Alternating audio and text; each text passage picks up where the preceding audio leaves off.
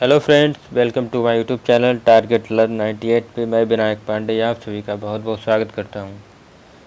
दोस्तों, आज मैं आप सभी के लिए करंट अफेयर्स की वीडियो लेकर आया हूं, जिसमें आपके करंट अफेयर्स की एक नई श्रृंखला की शुरुआत की जाएगी, जिसमें हम आपको करंट अफेयर्स की महत्वपूर्ण घटनाओं की जानकारी देंगे।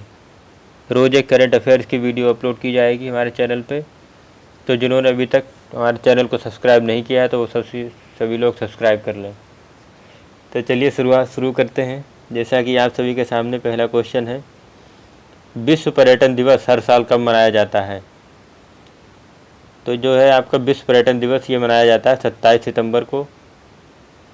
27 सितंबर को हर साल विश्व पर्यटन दिवस के रूप में मनाया जाता है। और जो है इस दिवस की शुरुआत हुई थी 1980 में संयुक्त राष्ट्र विश्व पर्यटन संघ के द्वारा। संयुक्त राष्ट्र विश्व पर्यटन संघ के द्वारा 1980 में विश्व पर्यटन दिवस की शुरुआत हुई थी। ठीक है, चलिए नेक्स्ट क्वेश्चन पे आते हैं। क्वेश्चन नंबर 2 आप सभी के सामने है, जियोर्जिया मेलोनी किस देश की पहली महिला प्रधानमंत्री बनी है? जियोर्जिया मेलोनी जो है ये किस देश की पहली महिला प्रधानमंत्री बनी है? तो ये बनी है आपकी इटली की, जो कि आजकल बहुत आपकी चर्चा में है, जियोर्जिया मेलोनी। दक्षिणपंथी नेता जियोर्जिया मेलोनी ने हाल ही में इटली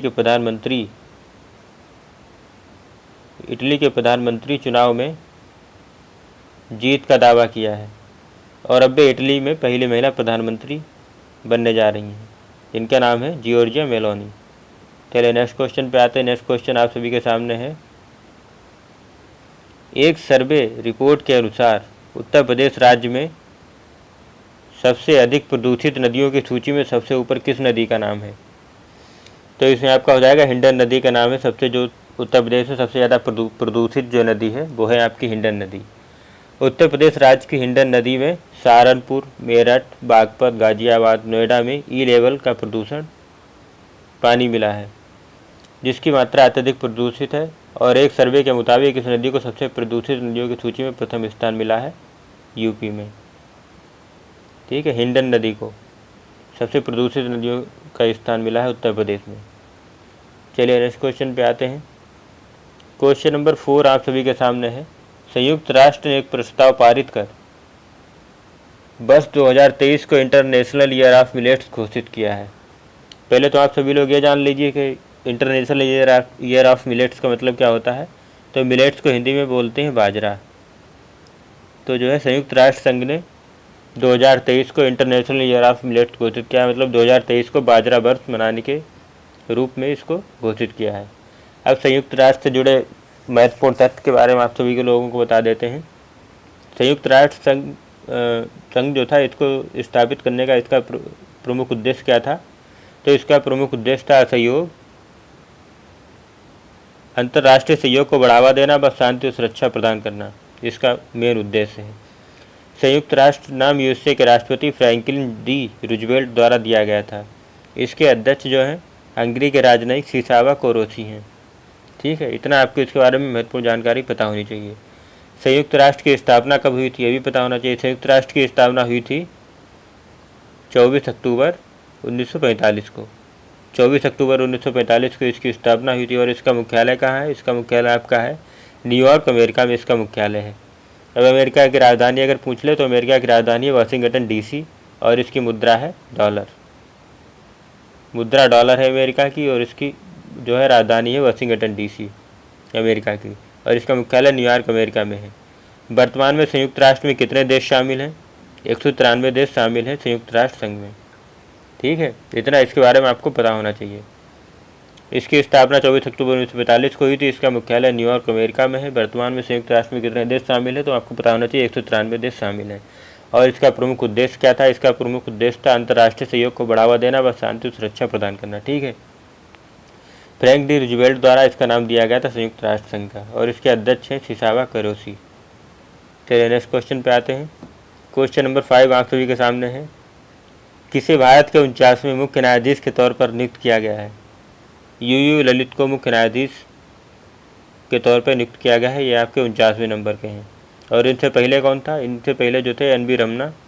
इनसे पहले जो मुख्य न्यायाधीश थे उनका नाम था एन बी रमना। उनके स्थान पर अब बने हैं ये यू ललित। और मुख्य न्यायाधीश की नियुक्ति कौन करता है, ये भी आप सभी को पता होना चाहिए। तो मुख्य न्यायाधीश की जो है नियुक्ति करता है राष्ट्रपति, आर्टिकल 124 के तहत। आर्टिकल 124 के तहत राष्ट्रपति नियुक्त करता है मुख्य न्यायाधीश की नियुक्ति। चलिए क्वेश्चन नंबर 6 पे आते हैं। क्वेश्चन नंबर 6 आप सभी के सामने है, किसने यूरोपीय फुटबॉल महासंघ यूएएफ का वर्ष के सर्वश्रेष्ठ खिलाड़ी का पुरस्कार जीता है। तो ये आपका जीता है करीम बेंजेमा और एलेक्सिया पुटेलस ने हाल ही में यूरोपीय फुटबॉल महासंघ, इसको शॉर्टकट में बोलते हैं यूएएफ, का वर्ष का सर्वश्रेष्ठ खिलाड़ी पुरस्कार सम्मान जीता है। वर्ष यहाँ पे लिखा है तो इसका मतलब हो जाएगा 2022 का। 2022 का सर्वश्रेष्ठ खिलाड़ी का पुरस्कार जीता है आपका करीम बेंजेमा और एलेक्सिया पुटेलस ने। ठीक है, इसको शॉर्टकट में बोलते हैं यूएएफ। चलिए नेक्स्ट क्वेश्चन पे आते हैं। क्वेश्चन नंबर 7 आप सभी के सामने है। 27 अगस्त 2022 को रंगताल झील को जीआई टैग प्रदान किया गया है। यह किस राज्य या केंद्र शासित प्रदेश में स्थित है झील जिसको जीआई टैग प्रदान किया गया है, यह पूछा है। यह किस राज्य या केंद्र शासित प्रदेश में स्थित है। तो यह आपकी जो है दिल्ली में राष्ट्रीय राजधानी क्षेत्र के मेहरौली में कुतुब मीनार के पास स्थित रंगताल झील को हाल ही में जीआई टैग दिया गया है। तो यह आपका दिल्ली में स्थित है, मेहरौली में कुतुब मीनार के पास। तो इसको जीआई टैग प्रदान करने की घोषणा की गई है। ठीक है, चलिए नेक्स्ट क्वेश्चन पे आते हैं। क्वेश्चन नंबर 8 आप सभी के सामने है। हाल ही में डीआरडीओ के नए अध्यक्ष किसे नियुक्त किया गया है। तो ये आपका नियुक्त किया गया है समीर वी कामत को। समीर वी कामत को डीआरडीओ का नया अध्यक्ष नियुक्त किया गया है। अब डीआरडीओ की बात आए तो यहाँ पे आपको ये भी पता होना चाहिए कि डीआरडीओ की फुल फॉर्म क्या होती है। तो डीआरडीओ की आपकी फुल फॉर्म होती है डिफेंस रिसर्च डेवलपमेंट ऑर्गेनाइजेशन। तो इसका मुख्यालय कहाँ है ये भी आपको पता होना चाहिए, अगर पूछ देता है तो इसका मुख्यालय है आपका नई दिल्ली में। ठीक है, defence research organisation development organisation इसकी फुल फॉर्म है डीआरडीओ की। और इसके जो है अध्यक्ष चुने गए हैं वो समीर वी कामत को चुना गया है। ठीक है, इसका मुख्यालय आपका कहाँ है, नई दिल्ली में है डीआरडीओ का मुख्यालय। चलिए नेक्स्ट क्वेश्चन पे आते हैं। क्वेश्चन नंबर 9 आप सभी के सामने है। विश्व एथलेटिक्स चैंपियनशिप 2023 का आयोजन किस देश में होगा। ये आपका होगा हंगरी। हंगरी की राजधानी क्या है। हंगरी की राजधानी है बुडापेस्ट। हंगरी की राजधानी आपकी है बुडापेस्ट। और जो है ये खेल कब से कब तक होंगे, 19 से 27 अगस्त 2023 तक होंगे। आपके विश्व एथलेटिक्स चैंपियन 2023 के जो खेल हैं ये आपके 19 से 27 अगस्त 2023 तक होंगे। ठीक है, और हंगरी की राजधानी बुडापेस्ट। चलिए नेक्स्ट क्वेश्चन पे आते हैं। क्वेश्चन नंबर 10 आप सभी के सामने है। किस देश ने हाइड्रोजन से चलने वाली दुनिया की पहली ट्रेन को लॉन्च किया है। तो ये आपका लॉन्च किया है जर्मनी ने। अब जर्मनी की राजधानी पूछ लेता है तो आपको पता होना चाहिए जर्मनी की राजधानी क्या है, बर्लिन। बर्लिन जो है जर्मनी की राजधानी है। और इसकी मुद्रा क्या है जर्मनी की, जर्मनी की मुद्रा है यूरो। और जर्मनी के चांसलर कौन है, तो जर्मनी के चांसलर हैं फ्रैंक वाल्टर स्टीनमियर। ठीक है, जर्मनी की राजधानी बर्लिन, जर्मनी की मुद्रा यूरो, और जर्मनी के जो चांसलर है उनका नाम है फ्रैंक वाल्टर स्टीनमियर। ठीक है, ये पूछा था किस देश ने हाइड्रोजन से चलने वाली दुनिया की पहली ट्रेन को लॉन्च किया है। तो जर्मनी ने लॉन्च किया दुनिया की हाइड्रोजन से चलने वाली पहली ट्रेन को। ठीक है, अब नेक्स्ट क्वेश्चन पे आते हैं। क्वेश्चन नंबर 11 क्वेश्चन नंबर आप सभी के सामने है। 2022 के पुलित्जर पुरस्कार के लिए किसे चुना गया है। तो ये आपका चुना गया है फहमीदा अजीम जी को। फहमीदा अजीम को 2022 के पुलित्जर पुरस्कार के लिए चुना गया है।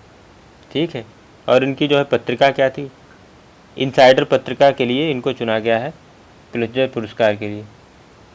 ये रहने वाली कहाँ की, ये बांग्लादेश की रहने वाली है। और ये चित्रकार और कहानीकार भी है। ठीक है, चित्रकार और कहानीकार दोनों हैं। इनको फहमीदा अजीम जी को 2022 के लिए पुलित्जर पुरस्कार के लिए चुना गया है। चलिए नेक्स्ट क्वेश्चन पे आते हैं। क्वेश्चन नंबर 12 आप सभी के सामने है। बिहार विधान परिषद के सभापति पद के लिए कौन हाल ही में निर्विरोध निर्वाचित घोषित किए गए। तो यहाँ आपका हो जाएगा देवेंद्र चंद्र ठाकुर को निर्विरोध निर्वाचित घोषित किया गया है विधान परिषद के सभापति के रूप में। ठीक है, चलिए नेक्स्ट क्वेश्चन पे आते हैं। क्वेश्चन नंबर 13 आप सभी के सामने है। प्रधानमंत्री नरेंद्र मोदी ने हाल ही में करीब 6000 करोड़ रुपए की लागत से बन रहे एशिया के सबसे बड़े अस्पताल का उद्घाटन कहाँ किया है। तो ये बहुत ही इंपॉर्टेंट क्वेश्चन है आपका। तो जो है प्रधानमंत्री नरेंद्र मोदी जी ने अमृता अस्पताल का उद्घाटन किया है, वो आपका दिल्ली के फरीदाबाद में है। दिल्ली के फरीदाबाद में। ठीक है, ये आपका अगस्त में किया गया था, अगस्त में किया था प्रधानमंत्री जी ने तो ये आपका दिल्ली के फरीदाबाद में है। अमृता अस्पताल इसका नाम है, अमृता अस्पताल, दिल्ली के फरीदाबाद में। ठीक है, चलिए नेक्स्ट क्वेश्चन पे आते हैं। क्वेश्चन नंबर 14 आप सभी के सामने है। हाल ही में किस IAS को भारत की राष्ट्रपति द्रौपदी मुर्मू जी का सचिव नियुक्त किया गया है? तो ये राजेश वर्मा को नियुक्त किया गया है द्रौपदी मुर्मू जी का सचिव, और ये 1987 बैच के IAS अधिकारी हैं।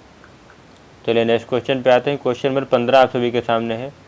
पिच ब्लैक 2022 सैन्य अभ्यास किस देश में शुरू हुआ जिसमें भारतीय वायुसेना ने हिस्सा लिया है? तो ये आपका शुरू हुआ है ऑस्ट्रेलिया में।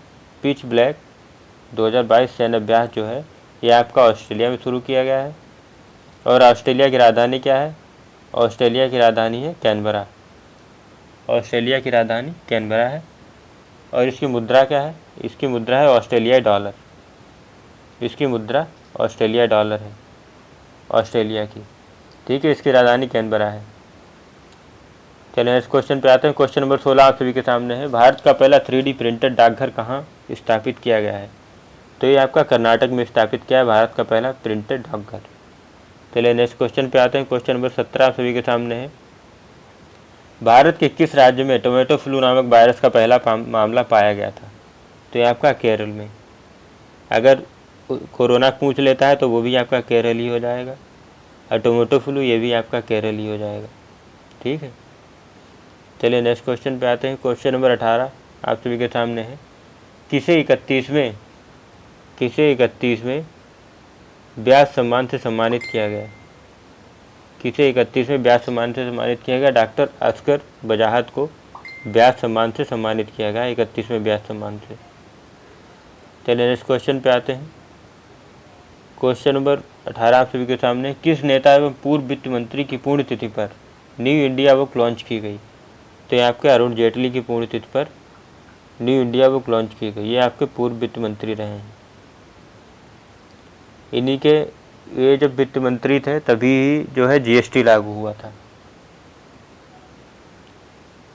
GST लागू हुआ था अरुण जेटली जब थे वित्त मंत्री, फाइनेंस मिनिस्टर इंडिया के, तभी इनकी ही कार्यकाल में जो है GST को लागू किया गया था। अब ये सवाल है कि इंडिया बुक जो है इसको लॉन्च किसने किया है? अब इसको लॉन्च किया है उपराष्ट्रपति वेंकैया नायडू जी के द्वारा इसको लॉन्च किया गया है, जो कि आपके उपराष्ट्रपति हैं। अब जो नए उपराष्ट्रपति बने हैं उनका नाम क्या है? जगदीश धनखड़। जगदीश धनखड़ जो है अब आपके नए उपराष्ट्रपति बने हैं। चलिए नेक्स्ट क्वेश्चन पे आते हैं। क्वेश्चन नंबर 19 आप सभी के सामने है। विश्व बैडमिंटन चैंपियनशिप 2022 में भारत के लिए पहला पदक किसने जीता? तो ये सात्विक और चिराग ने जीता। विश्व बैडमिंटन चैंपियनशिप 2022 में भारत के लिए पहला पदक। चलिए नेक्स्ट क्वेश्चन पे आते हैं। क्वेश्चन नंबर 20 आप सभी के सामने है। किसे हाल ही में भारतीय ओलंपिक संघ के अध्यक्ष के रूप में चुना गया? तो ये आदिल सुमरीवाला को भारतीय ओलंपिक संघ के अध्यक्ष के रूप में चुना गया। आदिल सुमरीवाला को भारतीय ओलंपिक संघ के अध्यक्ष के रूप में चुना गया है। चलिए दोस्तों, आज के लिए इतना ही। मिलता है नेक्स्ट वीडियो में। तो जिन्होंने अभी तक हमारा चैनल सब्सक्राइब नहीं किया तो वो सभी लोग सब्सक्राइब कर लें। अगर आप लोग इसकी PDF चाहते हैं तो हमारा टेलीग्राम चैनल है टारगेट लर्न 98, तो उसको हमारे टेलीग्राम चैनल को ज्वाइन कर लें। उस पर आपको डेली वीडियो जो है PDF उसकी मिलती रहा करेंगी। प्रैक्टिस सेट भी वहीं पे आपको अवेलेबल मिलेगा।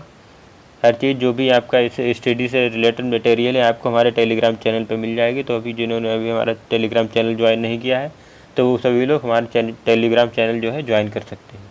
तो थैंक यू सो मच दोस्तों, आज के लिए इतना ही। मिलता है नेक्स्ट वीडियो में। जय हिंद।